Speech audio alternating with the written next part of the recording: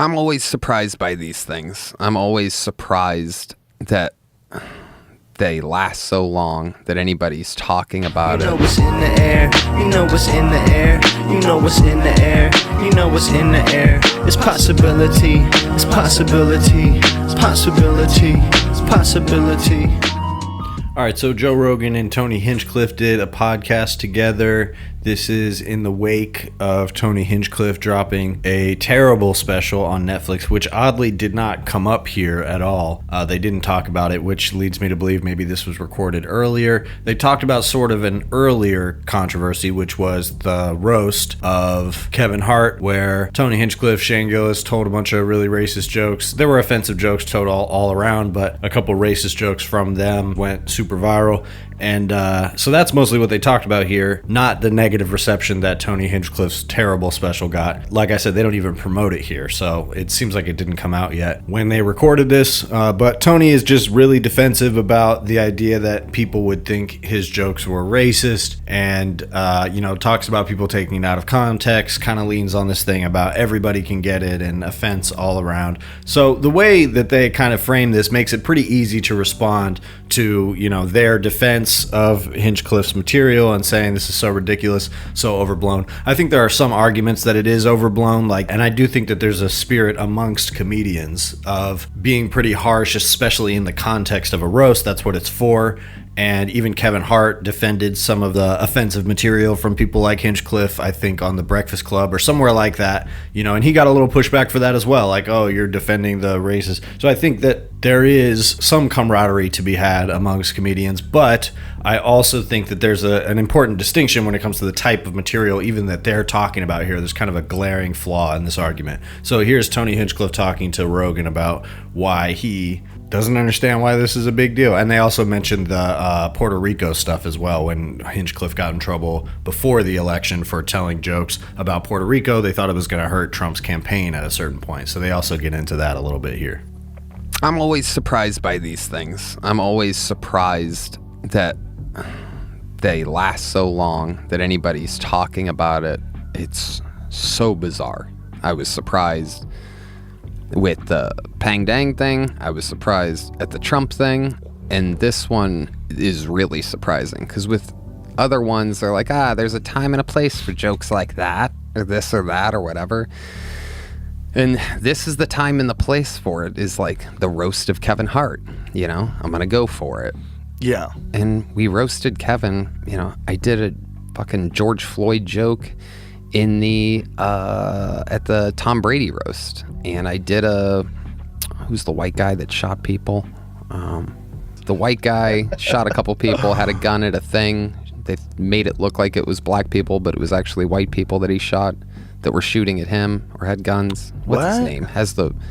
I have no idea who you're talking about. David Lucas is friends with him, brought him to the club. Oh, Kyle Rittenhouse. That's it. Oh. I did a Kyle Rittenhouse joke. I did this. And then this one, people are offended or something. I don't know. And yeah, if you just watch that clip on my dismount, it's a crazy clip. But if you watch the entire flow of the roast set, it's just one last departing joke. It's just like everything else, where you leave and you go, this thing's kind of crazily taking off, it seems. A lot of people are talking about that one joke at the end. It's so weird. Well, we live in an outrage culture, and an outrage, there's money in outrage. There's engagement in outrage. Outrage is it's the commodity that everybody wants. Yeah. They want to be outraged. Oh, yeah. And they want to be right. And if you're outraged and you've got a good point, you just ride that fucking thing for as much juice as you can get out of it, and then you move on to the next thing. Yep. It was high fives. Yeah. High fives and laughter after my 3 p.m. set in a half-filled Madison Square Garden, waiting for the 8 p.m. arrival of Trump to speak. I'm, on a 34-person lineup.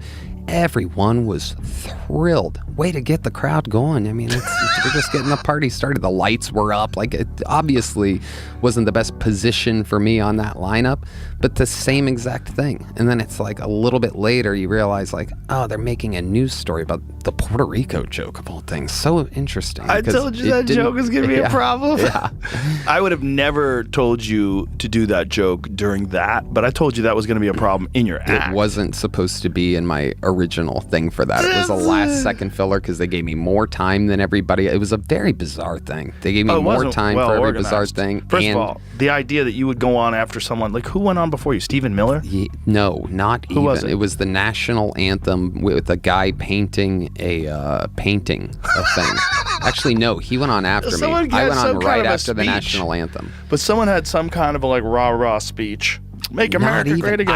I wish there was. That all came like way after me, which is crazy. They just had me on the wrong position on the thing, and you should only do stand-up where people are doing stand-up. Totally. It doesn't work. Totally. It's like, but you got to say. But then again, it did work in-house. The place isn't mic'd for stand-up comedy or lit for stand-up or anything like it. No, they were laughing. They were having a good old time. Well, they're probably happy that something wasn't stiff and boring. You know, like taxes and fucking tariffs. I mean, Rudy Giuliani went on like 3 hours after me. That's crazy. Yeah. And then after they started attacking you from the White House thing, or the Madison Square Garden thing, rather, which was 2024, then it was on.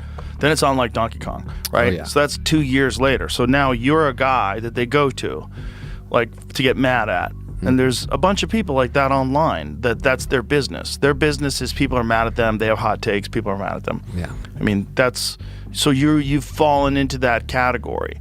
And so there's going to be people that genuinely don't like what you did and don't like you. And then there's going to be people that are just using it as a commodity.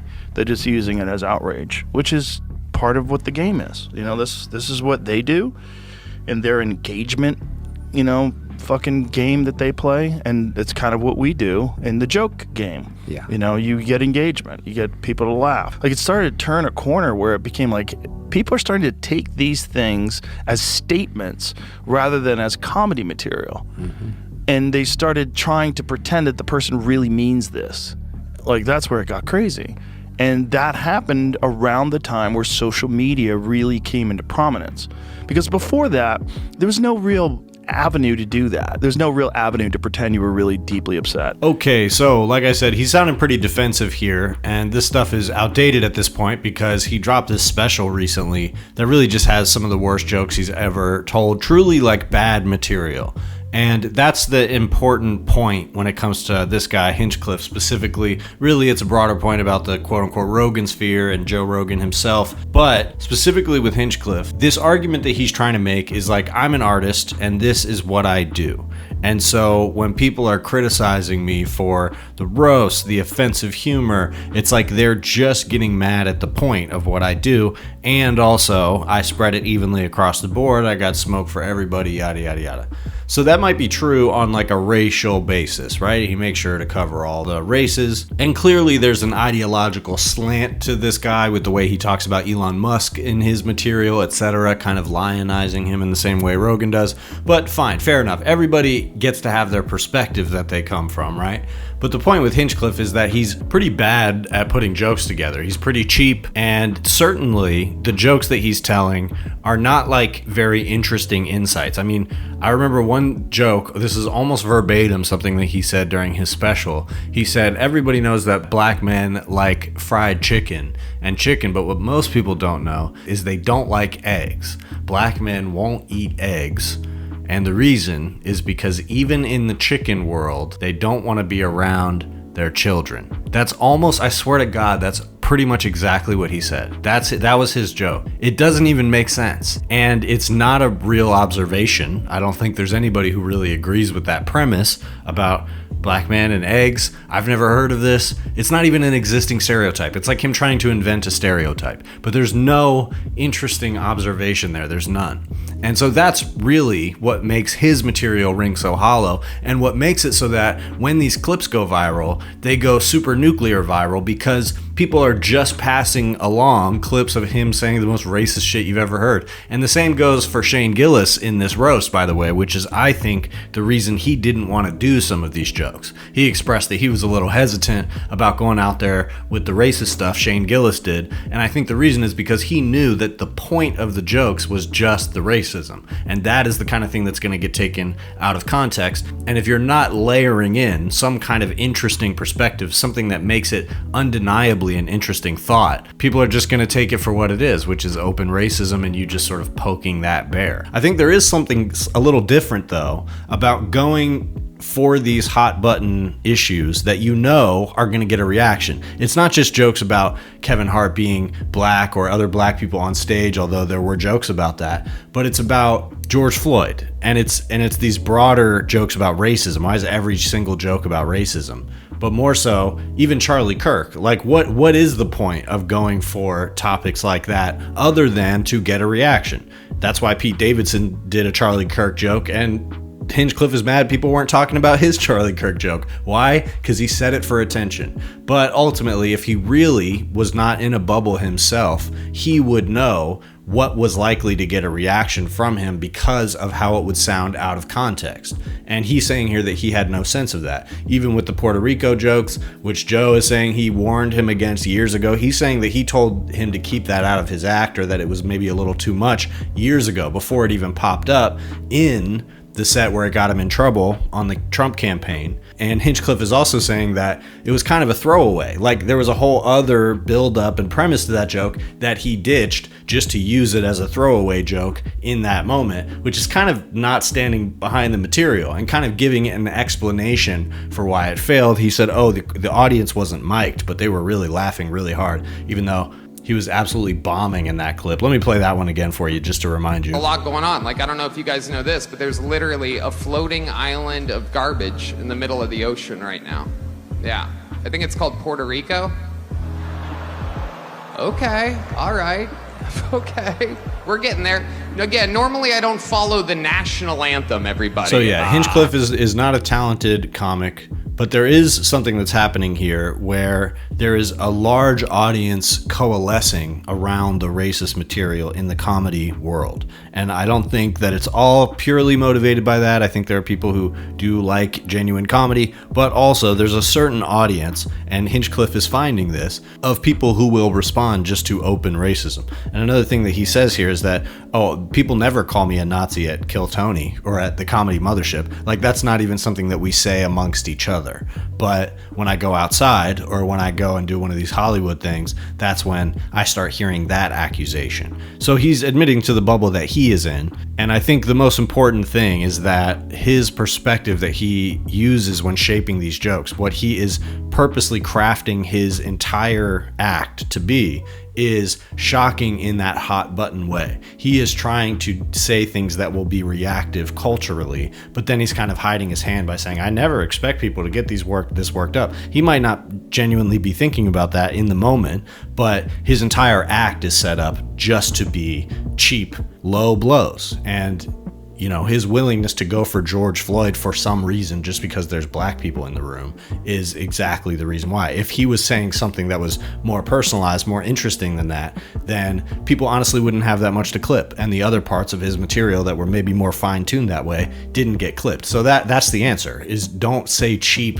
bullshit, boring jokes just because you know it'll get a reaction, because that's the kind of shit that people are going to clip out of context. The problem for Tony Hinchcliffe is that he really, really relies on that. So before I wrap this up, just to broaden it a little bit, Joe Rogan makes another very interesting point. He has an interesting theory in this one, although I will say this is a more restrained episode than usual. He's not shoveling as many conspiracy theories as he normally does, and Hinchcliffe also is less egotistical somehow in this interview. Not sure why. He's been really quite arrogant over the last year or so, but this was not that type of episode for whatever reason. But Joe forwards the idea, a theory that he's been hearing recently, that USAID created rap music, and that is why USAID being cut by Elon Musk has led to rap music being off the charts, as in not charting anymore. So here is him talking about that.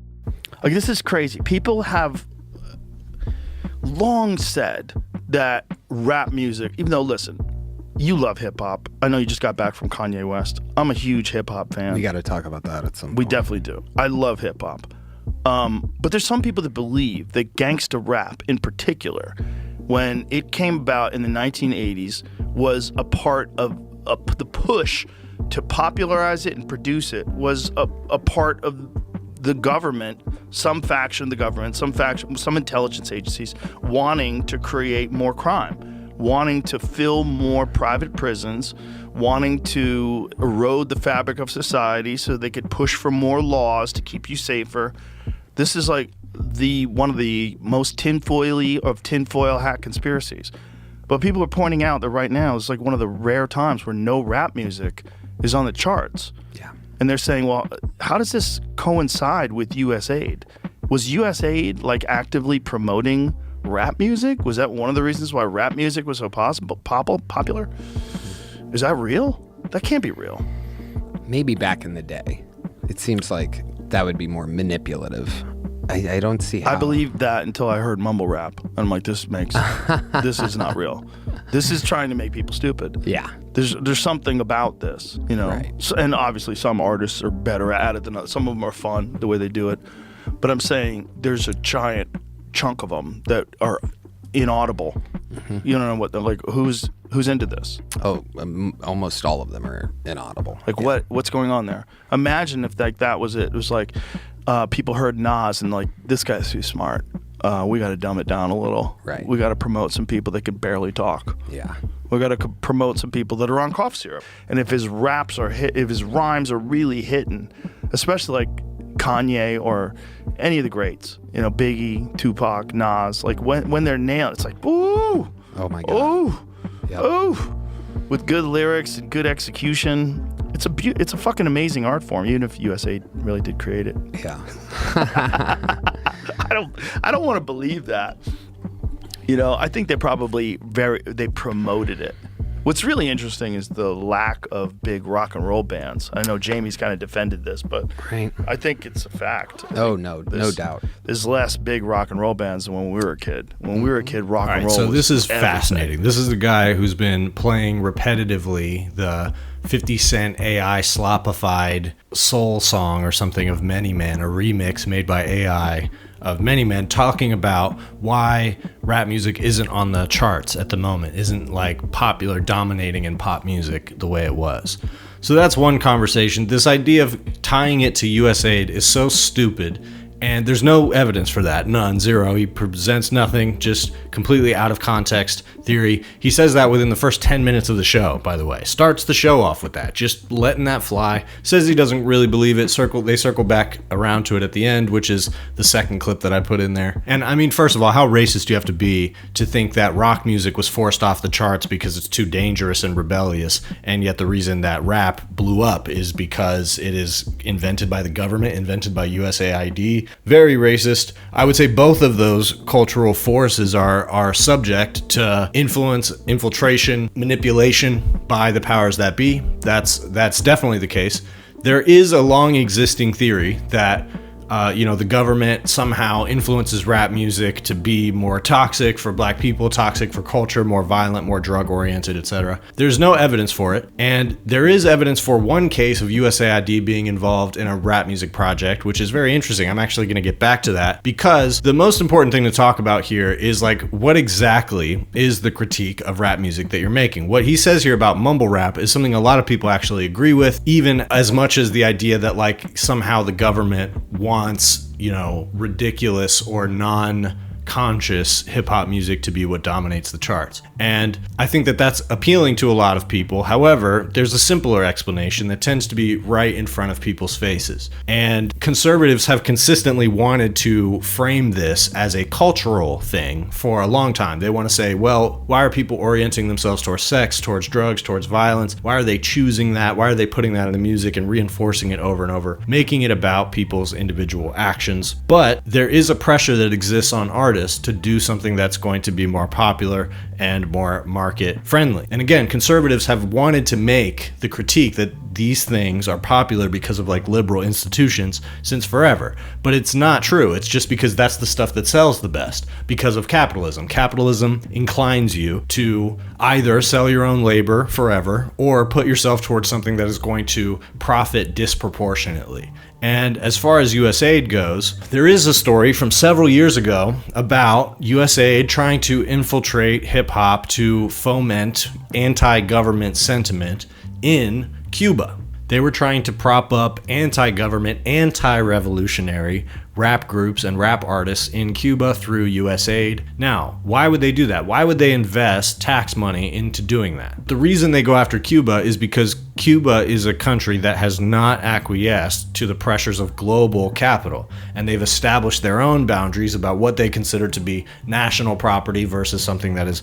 on the market. So they've capitulated on that as of recently because of the fear of Trump invading them, but the US has been pushing them on that for a long time, and the reason that the US would want to infiltrate rap groups in Cuba is to topple their left-wing government, because they want American capitalists, and in some cases Cuban American capitalists, to have access to that property and to that opportunity for profit. So the important point that I want to land on here, and I think a lot of people would disagree with me on this, but I've come to feel this after many, many, many years being in hip-hop culture, making hip-hop music, in some cases feeling the same way as Unc Joe Rogan here talking about mumble rap. But what I've come to feel is that even the mumble rap, even the most non-conscious version of hip-hop, is still revolutionary even by its nature of how it has shaped culture against what a lot of the conservatives and reactionaries have wanted culture to be, like more prudish, more chaste. Rappers get away with using all kinds of turns of phrase and flips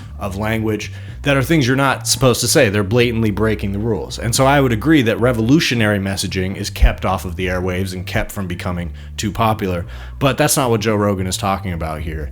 And ultimately, the only way that he could accurately understand where the government might be going after hip-hop music, trying to suppress it, etc., is in the places where it is a genuine revolutionary threat to the government as it currently exists, which it has been at some points. But if you're just using it to denigrate rap music overall, or saying that Elon cutting US aid is the reason that rap music isn't on the charts at the moment, then you're just racist. I'm in the pocket, and they know they can't slow it, can't stop shit. How the game so cold, so toxic, can't drop cause they're in somebody's pocket. For me that's not it.